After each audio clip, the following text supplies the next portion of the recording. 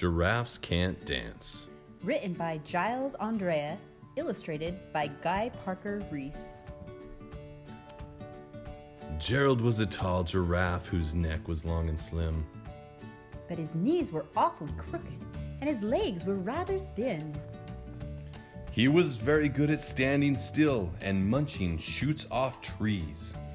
But when he tried to run around, He buckled at the knees. now every year in Africa, they hold the jungle dance. Where every single animal turns up to skip and prance. And this year, when the day arrived, poor Gerald felt so sad. Because when it came to dancing, he was really very bad. The warthogs started waltzing. The rhinos rock and rolled. The lions danced a tango that was elegant and bold. The chimps all did a cha-cha with a very Latin feel. And 8 baboons then teamed up for a splendid Scottish reel. Gerald swallowed bravely as he walked toward the floor. But the lions saw him coming, and they soon began to roar. Hey, look at clumsy Gerald, the animals all sneered. Giraffes can't dance, you silly fool! Oh, Gerald, you're so weird. Gerald simply froze up. He was rooted to the spot.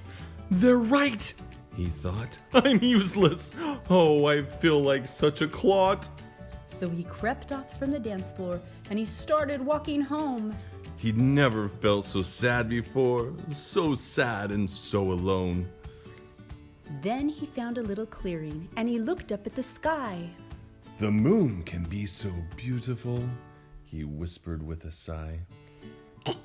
Excuse me, coughed a cricket who'd seen Gerald earlier on.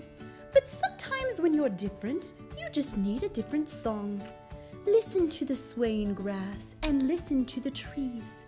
To me, the sweetest music is those branches in the breeze. So imagine that the lovely moon is playing just for you. Everything makes music if you really want it to. With that, the cricket smiled and picked up his violin.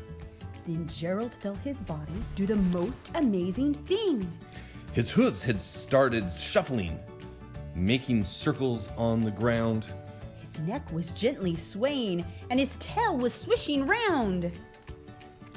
He threw his legs out sideways and he swung them everywhere. Then he did a backward somersault and leapt up in the air. Gerald felt so wonderful, his mouth was open wide.